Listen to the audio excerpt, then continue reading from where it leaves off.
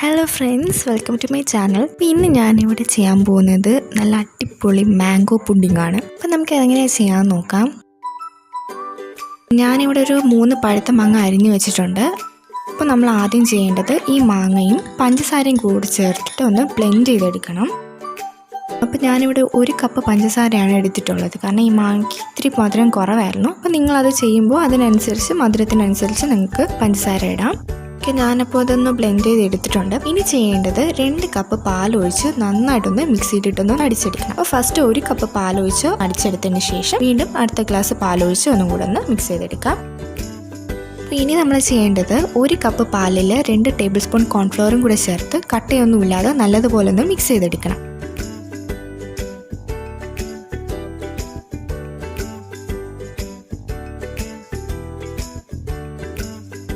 ഇത് നല്ലതുപോലെ ഒന്ന് മിക്സ് ചെയ്തതിന് ശേഷം അത് നമുക്കൊന്ന് മാറ്റി വയ്ക്കാം.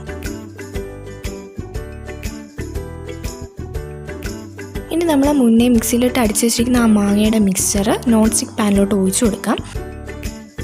ഇനി അത് ലോ ഫ്ലെയിമിലിട്ട് നന്നായിട്ടൊന്ന് ഇളക്കി കൊടുക്കണം. അതിൻ്റെ ചെറുതായിട്ടൊരു തിള വരുന്നത് വരെ നന്നായിട്ടൊന്ന് ഫസ്റ്റ് ഒന്ന് ഇളക്കി കൊടുക്കാം. ഇത് നമ്മൾ നന്നായിട്ട് കുറുക്കിയെടുക്കുകയാണ് ചെയ്യുന്നത്. അപ്പോൾ ഇതിനൊക്കെ ഇത്തിരി ഒന്ന് ടൈം എടുക്കും. അപ്പോൾ അതൊക്കെ ഒന്ന് ക്ഷമയോടൊന്ന് നിന്ന് ചെയ്യുക.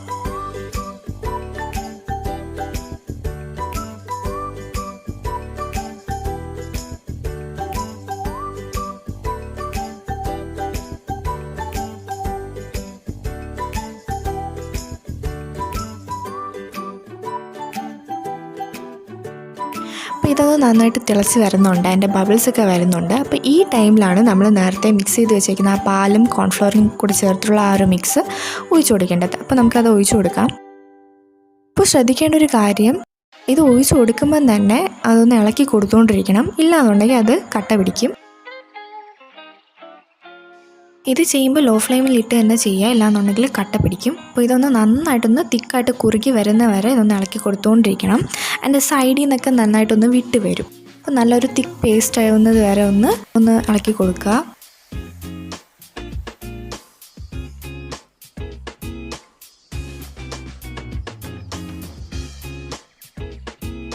അപ്പോൾ ഇത് നന്നായിട്ടൊന്ന് കുറുകി വന്നിട്ടുണ്ട്. അതിൻ്റെ സൈഡിൽ നിന്നൊക്കെ വിട്ട് നന്നായിട്ട് തിക്കായിട്ടൊക്കെ വന്നിട്ടുണ്ട്, ബബിൾസൊക്കെ വരുന്നുണ്ട്. അപ്പോൾ ഈ ഒരു ടൈമിൽ നമുക്ക് ഫ്ലെയിം ഓഫ് ചെയ്യാം.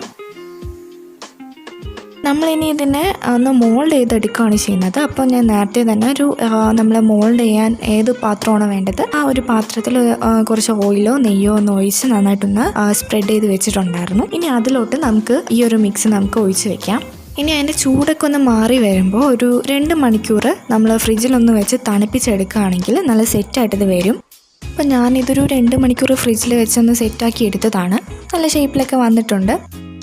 നല്ലൊരു ക്രീമി ടെക്സ്ചറാണ് അതിൻ്റെ, നല്ല ടേസ്റ്റും ആണ്. എല്ലാവരും ഒന്ന് ട്രൈ ചെയ്യണം, കുട്ടികൾക്കൊക്കെ അത് ഭയങ്കര ഇഷ്ടമാവും. അപ്പോൾ എന്തായാലും ഇതൊന്ന് ട്രൈ ചെയ്ത് നോക്കണം. നമ്മുടെ ചാനൽ ഇതുവരെ സബ്സ്ക്രൈബ് ചെയ്യാത്തവരാണെങ്കിൽ സബ്സ്ക്രൈബ് ചെയ്യുക. മാത്രമല്ല ലൈക്ക് ചെയ്യുക, ഷെയർ ചെയ്യുക, കമൻറ്റ് ചെയ്യുക. Thanks for watching.